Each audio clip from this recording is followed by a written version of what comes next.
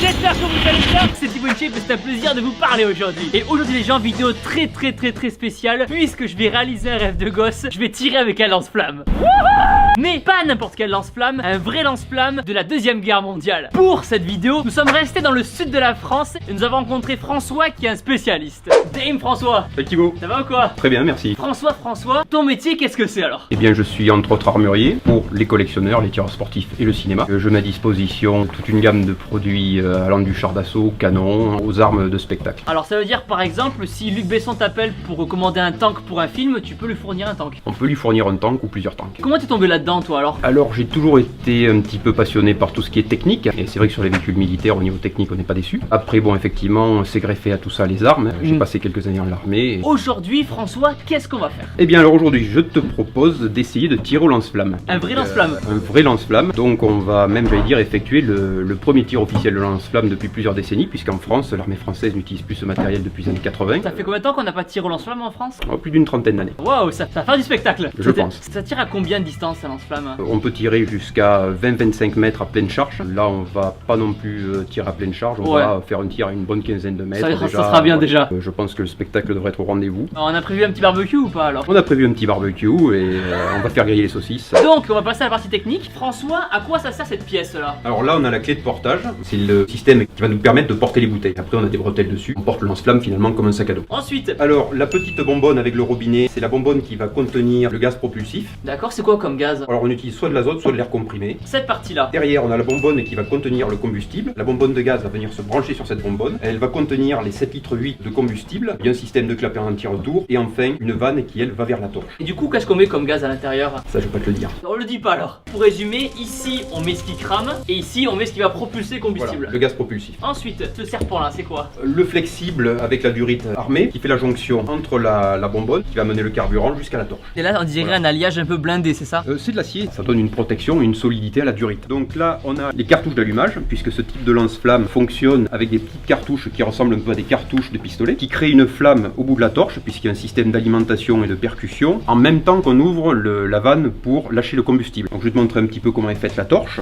Là il y a une gaine, un tube en acier qui carène la torche. Donc ici tu vas voir la partie où tu as la soupape qui va libérer le combustible, qui va remonter par le tuyau principal jusqu'à la bouche. Et là tu vas avoir un système, on va introduire plusieurs cartouches ici. C'est un peu comme certaines carabines de fête foraine où on mettait les cartouches, on repousse, et ici à la poignée de manœuvre, à chaque fois qu'on va ouvrir la vanne, une cartouche va être prise et percutée pour lancer le processus de mise à feu du combustible. Tant qu'on est en arrière, le combustible continue à brûler. Quand on relâche, la cartouche est éjectée, évidemment on ferme la vanne. Pour refaire notre tir, on retire sur la manette, on repercute une autre cartouche qui va mettre le feu au jet de combustible, jusqu'à épuisement du combustible ou des cartouches. Ça du coup, ça se trouve pas dans le commerce tout ça? Non, c'est des matériels qui ont survécu dans des musées. Bon, celui-là a été acquis lors de ventes dans un musée qui était en Normandie. Je l'ai, on va dire, remis en service et je le maintiens en service pour les besoins éventuels du cinéma. Est-ce qu'il faut avoir des autorisations pour avoir un lance-flamme? Ah tout à fait. Les lance-flammes sont classés en catégorie A2, c'est-à-dire en armes de guerre. Ma société a des autorisations du ministère de la Défense pour la détention de ce type de matériel. Comment on monte un lance-flamme? J'aurais jamais cru dire ça un jour. On commence par la clé de portage. On commence à positionner la bouteille de gaz propulsif. Dessus, on rajoute la bouteille de combustible. On va passer le ressort de fixation dessous déjà.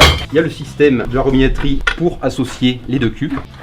On verrouille le portage avec le ressort qui va tenir les deux bonbonnes plaquées sur la clé. Donc une fois les bonbonnes assemblées et en théorie remplies, on va venir fixer déjà la première attache. Donc c'est un peu un système de virole avec un verrouillage anti-retour. Là c'est bien verrouillé, le tuyau peut toujours continuer à avoir une légère rotation. Ensuite il y a le même système de virole sur la torche.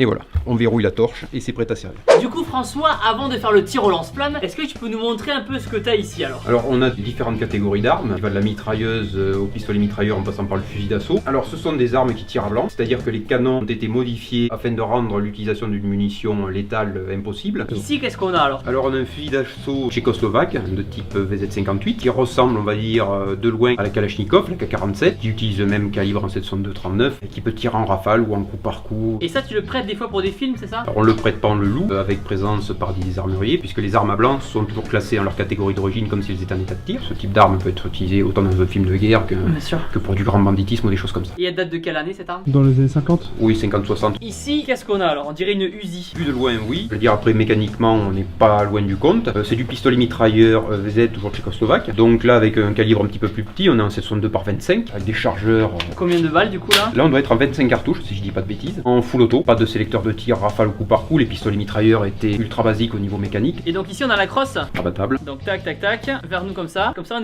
est posé. Voilà. Qu'est-ce qu'on a ici alors? Ça pèse hein? Oui, là on dépasse gentiment les 12 kg, sans munitions. Donc c'est une MG42 53 yougoslave qui ressemble exactement au modèle 42 Seconde Guerre. Impressionnant. C'est une arme de la Seconde Guerre mondiale. La conception date de la Seconde Guerre mondiale, mais les Yougoslaves l'ont fabriquée à partir de 1953. C'est pour ça qu'on l'appelle la MG42 53. Dans cette version-là, elle est en arme d'infanterie considérée comme une mitrailleuse légère. Elle peut être montée sur des affûts anti-aériens ou des affûts terrestres, où là elle est catégorisée en mitrailleuse lourde. Et elle peut être aussi montée sur des véhicules, sur bouclier, enfin sur support. Très bien. François, tu penses que le lance-flamme est prêt? Le lance-flamme est prêt. On y va? On y va. Allez, c'est parti. Ok, Team Shape, je suis avec Thomas. Ça va Thomas ou quoi? Ça va, La bien, forme merci, ouais. Thomas, c'est un pompier du Cantal qui est là pour assurer notre sécurité. Si le lance-flamme, il y a beaucoup de flammes, qu'est-ce qu'il faut faire? Alors justement, on a été sollicité exprès pour assurer la sécurité. Qu'est-ce qu'il faut faire? On a les tuyaux, on a notre citerne d'eau exprès pour pouvoir parer à toute éventualité. Très bien, vous restez pas trop loin. Ah non, on est juste à côté. À côté, hein. On peut tenir la main si tu veux, ça avec plaît. Pas de soucis, Donc la Team Shape, ne faites pas ça chez vous. On a eu des professionnels, ça va bien se passer. À tout à l'heure. À tout à l'heure. Premier tir de François.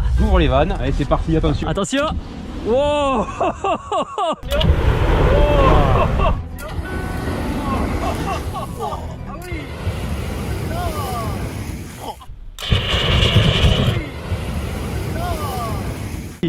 Oh là là.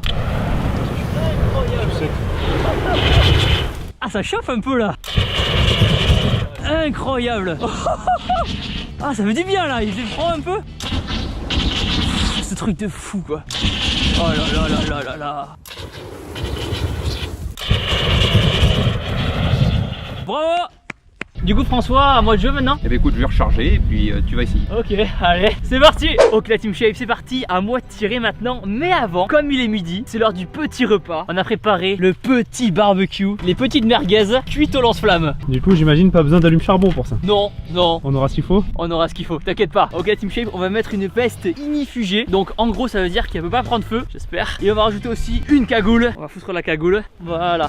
Ok, c'est bon, on est paré, on peut y aller. Du coup François, est-ce qu'il y a des risques à utiliser un lance-flamme? Il y a un risque avec tout ce qui brûle. Donc la problématique déjà ce serait le vent. Il faut tirer avec le vent dans le dos s'il y a du vent. Ne pas tirer juste devant soi parce que sinon l'éclaboussure va faire un grand rond et on va être à l'intérieur de ce rond. Avoir les soupapes, les clapets anti-retour assez propres. Ça demande de l'entretien un petit peu lance-flamme? Il faut vérifier l'état justement des soupapes et de la durite, puisque Ok. la durite malgré tout a 80 ans puisqu'elle a été fabriquée en 43, celle-là aussi. Wow. D'accord, c'est un lance-flamme allemand à la base. À la base oui, c'est de la fabrication moderne.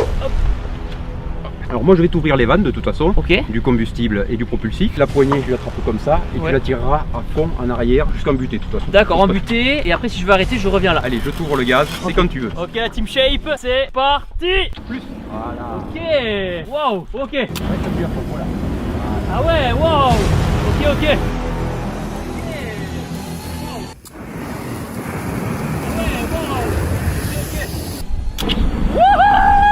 Oh là là là là. Wow. Oh là là. Wouhou. Wow.